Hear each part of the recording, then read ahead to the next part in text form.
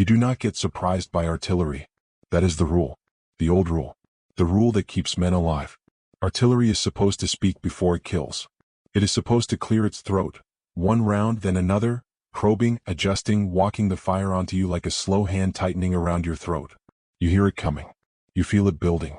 And if you are trained, if you are German, you read it like a language. Because the German army grows up with artillery. It worships method. It worships procedure. It builds officers who can smell a fire mission before the shells arrive. Men who can look at a map and feel the geometry of death.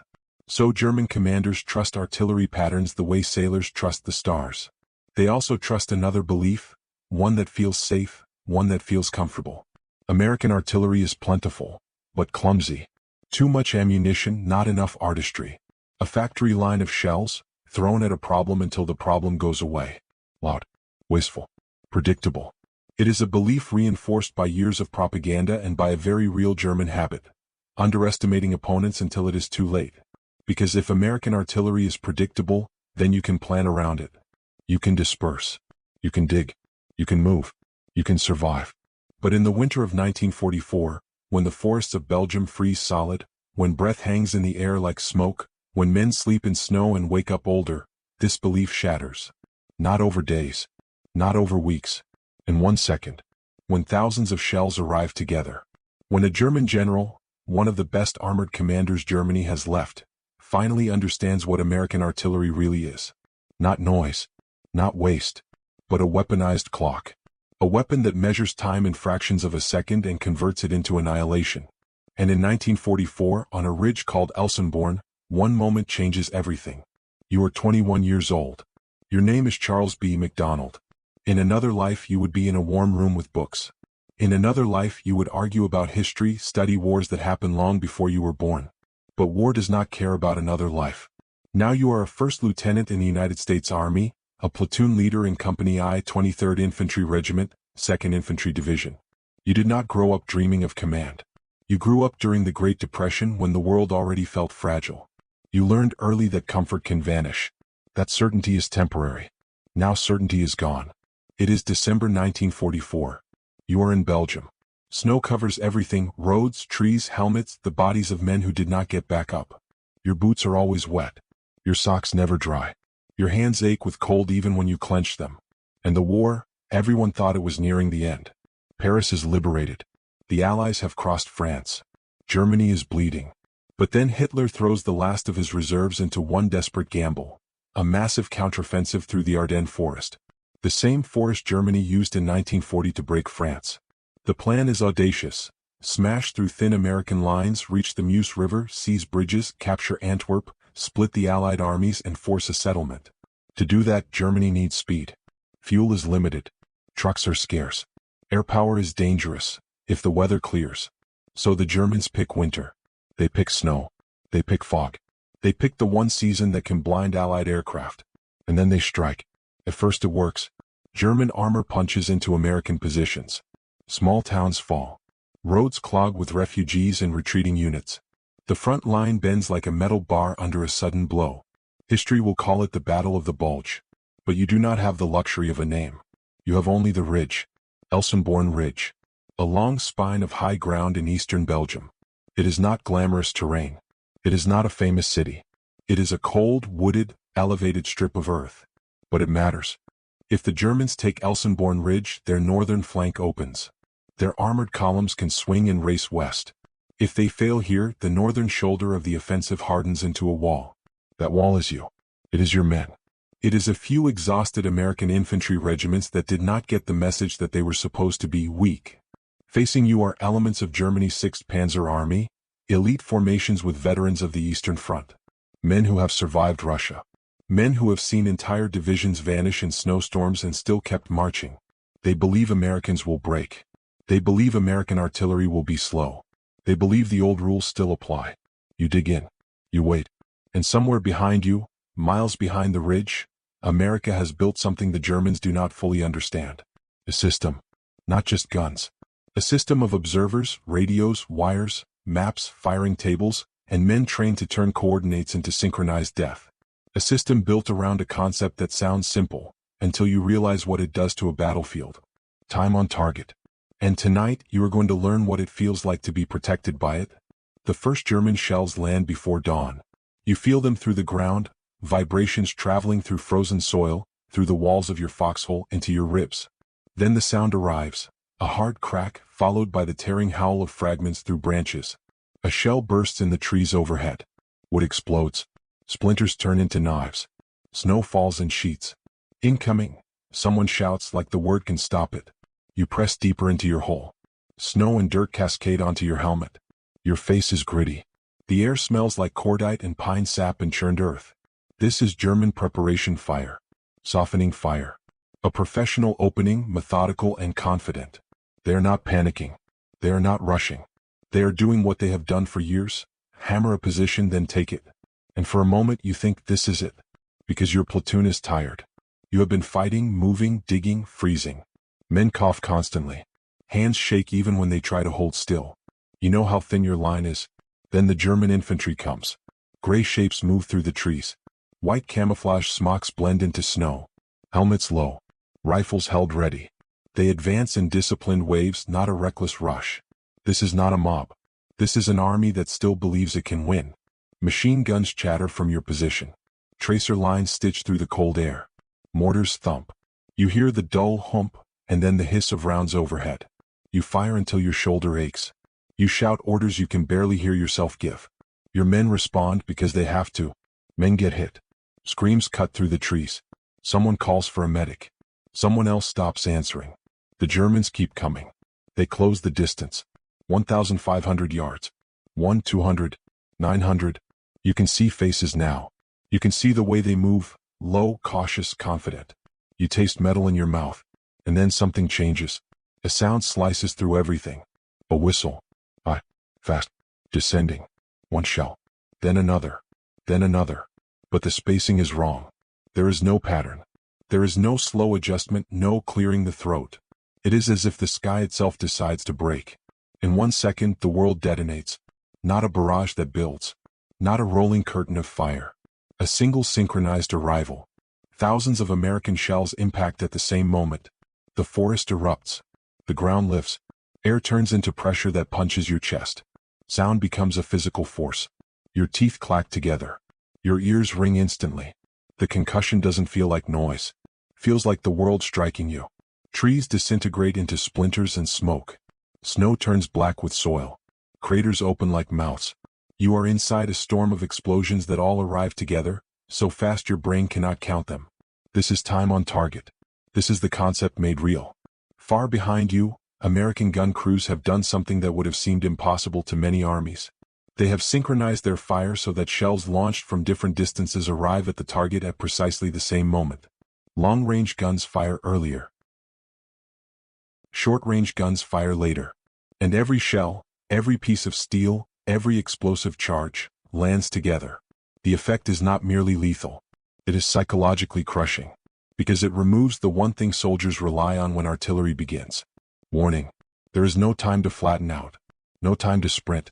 No time to dive into a hole you haven't dug. The moment you realize it's happening, it has already happened. German formations. Men who were advancing with confidence, vanish in confusion. You see it. Through smoke, through falling snow, through the flicker of blasts, you see silhouettes thrown into the air. You see weapons spinning away. You see men who were moving forward suddenly moving nowhere at all. And then, as the smoke thickens, you notice something even more shocking. The Germans stop. Not slow. Stop. Their attack breaks in place. Not because they ran out of courage, but because their units are no longer units. Command posts are smashed. Radio teams are erased. Runners, if they are alive, do not know where to run. You lift your head from your foxhole, stunned. Your hands shake, not from cold now, but from the enormity of what just happened. Your own men stare out into the treeline like they have witnessed a natural disaster. And somewhere on the German side, far beyond what you can see, a senior commander is also lifting his head and trying to understand what just hit him. A German general. A professional. A man who has survived multiple campaigns. He knows artillery. He thinks he knows what to expect. And in 1 second he realizes he does not. Because this is not the old war. This is not the old rule. This is something else. The first shock does not end the battle. It only resets it. The Germans try again. They have to. The offensive demands speed. The schedule demands progress. Hitler's plan does not allow for hesitation. So German officers gather survivors, reorganize fragments, pull men out of craters and rebuild a semblance of order. They push fresh troops forward. You hear renewed machine gun fire. You hear shouted German commands. You see movement in the trees. And now you understand the rhythm. German artillery prepares. German infantry advances. You hold. Then you call. Because you are not alone on this ridge. You have artillery behind you. Not just a few guns but a network. A machine built for moments like this. You signal back. A forward observer crouches with a map, pencil marking a grid. A radio operator leans in, face tight, listening to static and voices. You pass coordinates. You watch the trailing. And then once again the whistle comes, wrong, unnatural, too sudden. Another time on target. The impacts land across German assembly areas where they thought they were safe. Shells burst among clusters of men trying to reorganize. The Germans do not merely take losses. They lose coherence. They lose the ability to think like an army. And that is what American artillery does when it works at its peak. It doesn't only kill. It breaks command. Now the German perspective matters. Because on the German side, this is not just heavy fire. This is a doctrinal shock. German officers have been taught they can read artillery. That they can anticipate the buildup. That they can survive the warning phase. Time on target removes the warning phase. It turns artillery into a surprise weapon.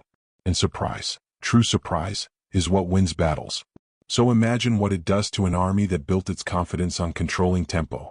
Imagine the fear of forming up, of gathering men, of bringing vehicles close together, when you know that if the Americans identify your coordinates, thousands of shells can arrive at once. It forces dispersion. It forces hesitation. It forces leaders to choose between momentum and survival. And for an offensive that requires momentum, hesitation is death. But in your foxhole, the battle is still personal. After the second time on target, the Germans shift tactics. They probe. They look for weak points. They push smaller groups through the trees trying to infiltrate. You and your men fight at close range. Rifles crack. Machine guns stutter. Grenades thump and throw snow into the air. A German soldier appears suddenly between trees, too close. You fire. He drops. You do not watch him fall. You cannot afford to. Your world narrows to yards. You hear someone behind you sob once, quickly then go silent. You smell blood, sharp, metallic, mixed with cordite. And the cold never stops. It seeps into your bones. It makes everything hurt. Hours pass in fragments. German artillery pounds again. Your foxhole walls crumble. You dig with frozen hands to keep them from collapsing. Your men's faces are gray with exhaustion. Eyelashes crust with ice. Fingers tremble. This is where failure feels possible. Because even if this time you ask for more. And the artillery answers. Behind you, American gun crews operate in brutal conditions too. They stand on icy ground, hands numb, faces cracked from cold. They load shells that weigh as much as a man's torso. They swing breech blocks, ram rounds, pull lanyards.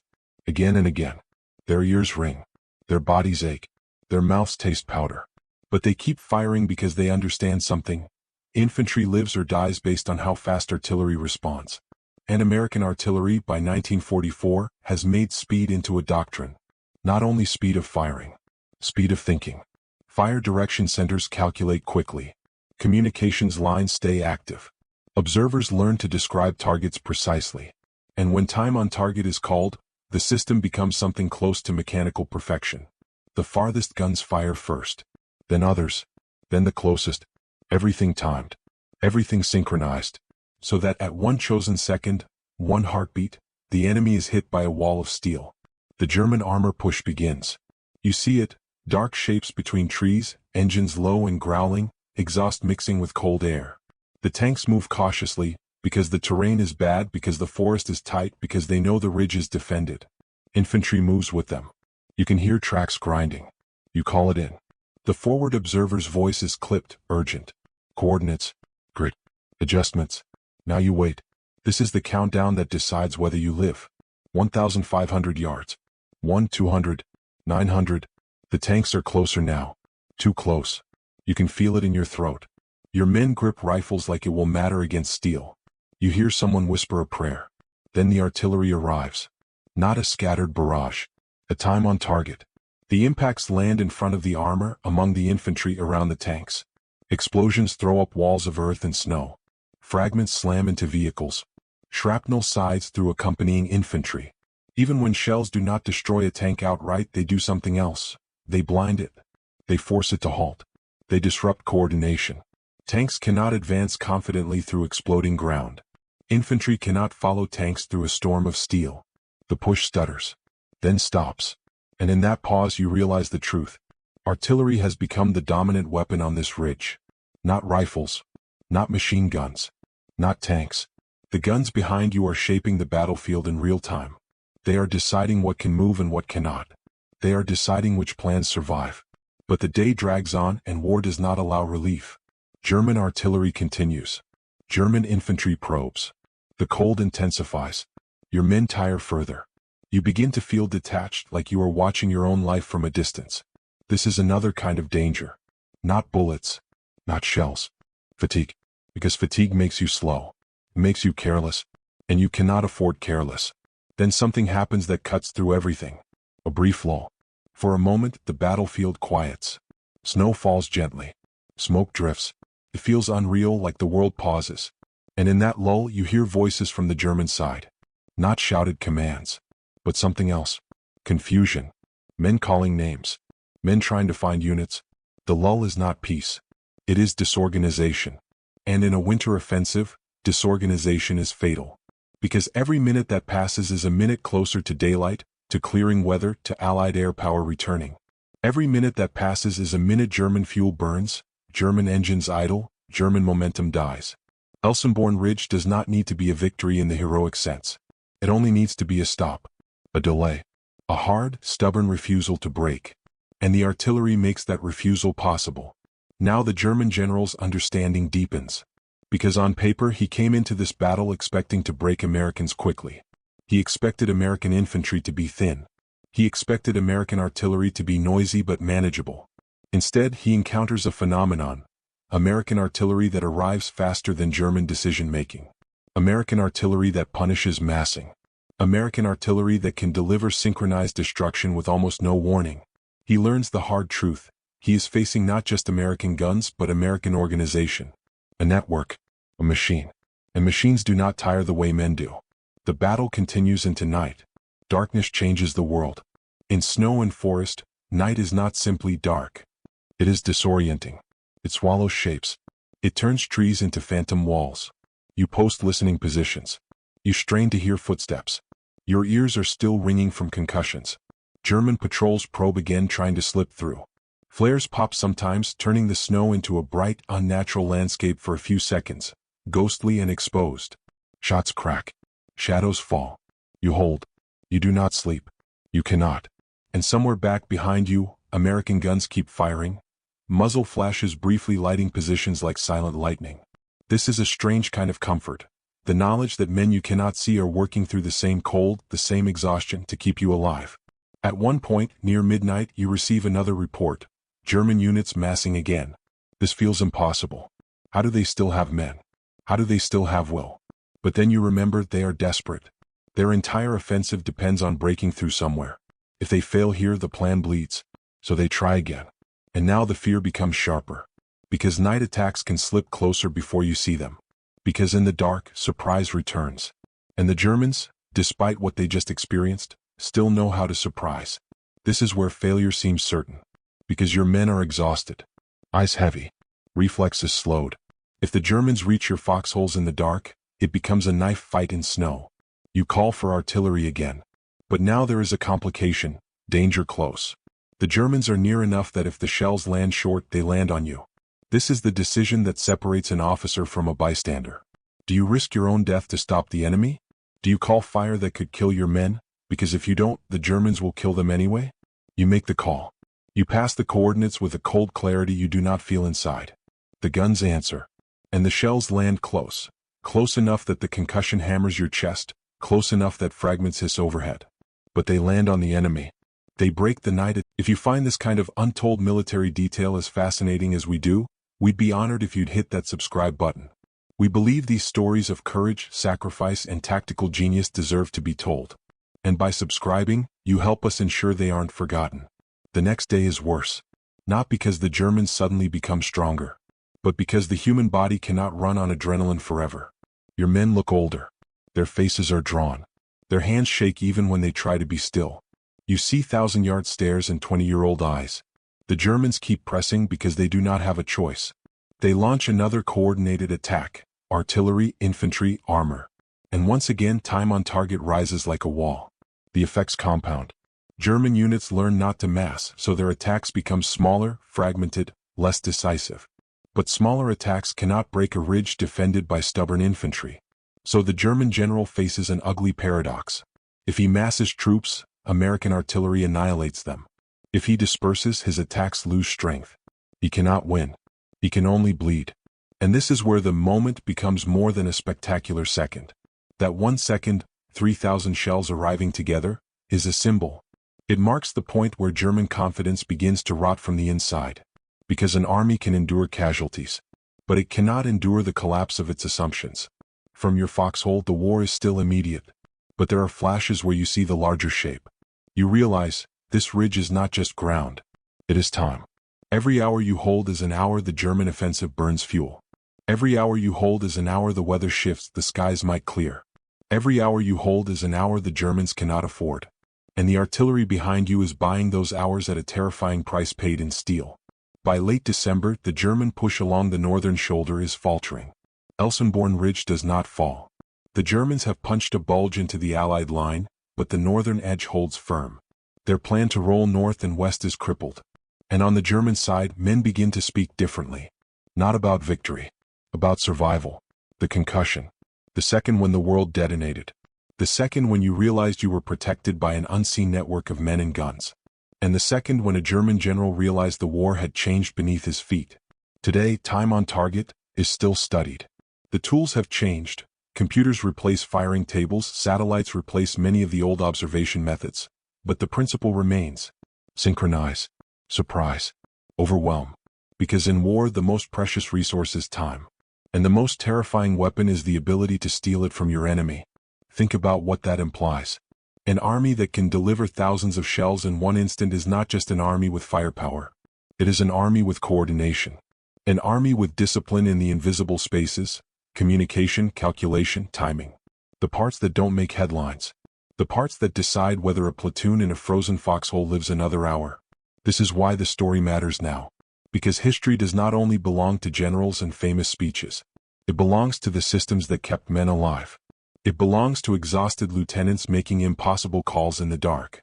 It belongs to teenage gun crewmen hauling shells through snow, trusting numbers they barely understand, pulling lanyards again and again because someone out there is depending on them. If this story moved you, please hit that like button. Every click tells the algorithm this piece of history is worth remembering. We're dedicated to rescuing these forgotten stories from the archives. If you want to join us on this mission, please subscribe and turn on notifications. Where you